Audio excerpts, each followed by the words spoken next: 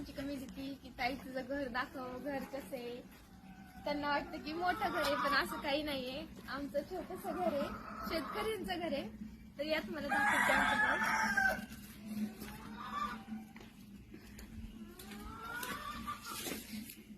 बघा हे आमचं छोटंसं घर.